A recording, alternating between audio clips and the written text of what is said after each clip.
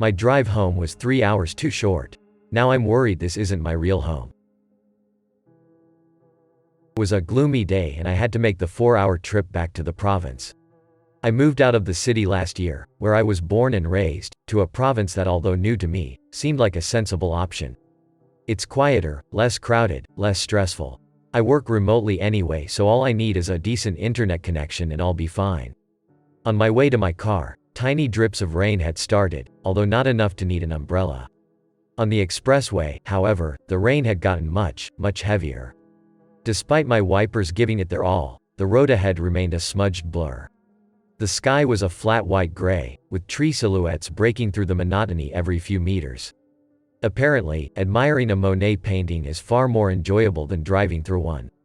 It's 3 in the afternoon, but visibility is quickly dwindling. An hour into the drive, and I can vaguely make out silhouettes of cars. Underneath them were nothing but white clouds of rain spatters. I was getting nervous. I had drinks with my best friend the night before and my anxiety is shooting through the roof. This was expected. It has been a pattern I've observed following alcohol overconsumption. I still indulge in it every now and then since I don't see my friends as often as when I lived in the city. But I have to admit that this bitch of a rainstorm coupled with that fact is a terrible combination. I decided that as soon as I find the emergency parking, I'll pull over to the side, carefully, lest I skid out of control or get run over by oncoming traffic. Luckily, all cars have turned their lights on, and the usual speeds have slowed down from the usual 80 to 100 range. I finally made it to the side of the road, and right on time, too. The rains got heavier and heavier and heavier. I wondered how anyone could drive under these conditions, or whether anyone was driving at all. I can no longer see even the taillights through the white misty haze. I must have dozed off because the next thing I know, the rain had completely stopped and it was dark.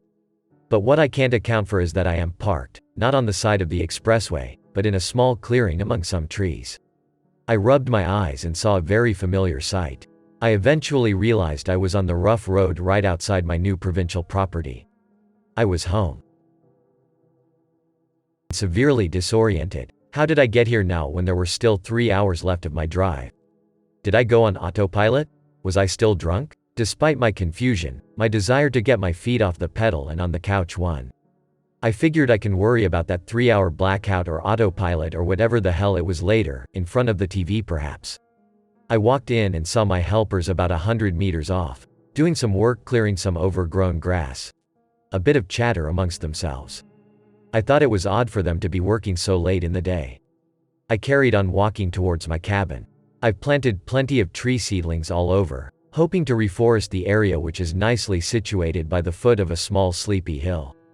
I smelled the freshly cut grass and fresh breeze. It was a really good change of environment, especially for someone coming from the crowded, polluted city. My pleasant thoughts were interrupted by the sound of footsteps, running towards my direction on the grass. I turned my head. Everything was the same, except that the group of helpers seemed about 10 meters closer to me than when I last looked. Their chatter had paused for a second before starting again. My eyes are tired, and have never been that reliable in the dark, anyway. I turned to continue my walk towards the cabin. There it was again, the sound of running in the grass. This time their lively chatter seemed to have evolved into malevolent whispers behind my back. I turned again. Despite having walked a few steps away from them, they still seemed to have gotten a few meters closer to my location. This is silly, I thought. How would that happen, and what for? I turned my head away again. The sound of running came, the malevolent whispers hurrying closer. At the count of 5, I turned my head back around.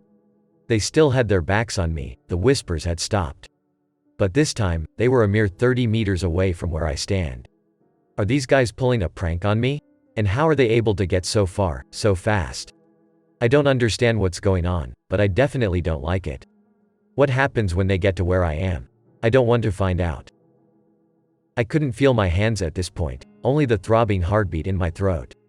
I turned my body completely towards them, facing them as I slowly walked backwards towards the cabin, keeping my eyes on them the whole time. I made it to the foot of the stairs and groped my way up the building. I shut the door while still staring at them through the glass. They haven't come closer and they eventually started dispersing. Some went to the kitchen, east of my cabin, while the others went into their huts to rest. This brings us to where I am now. It's been several hours since I got here. It's 2 a.m. and I can't sleep. The night has gone darker and the lights have gone out. Although I can't see out in the darkness surrounding my cabin, I hear their menacing whispers at the foot of the stairs. I don't want to close my eyes in fear of finding them hovering right above me when I wake up. I'm starting to get the feeling that although everything looks like my house, that I somehow made it to the wrong home. And it's been made apparent to me that I am not welcome here. I've double-locked the door and made sure all windows are tightly shut. I have my back up against the wall, my eyes fixed on the door, metal baton in hand. My plan is to wait for daybreak. I'll take my car back to the expressway to redo the drive. And be sure to make the full 4-hour trip.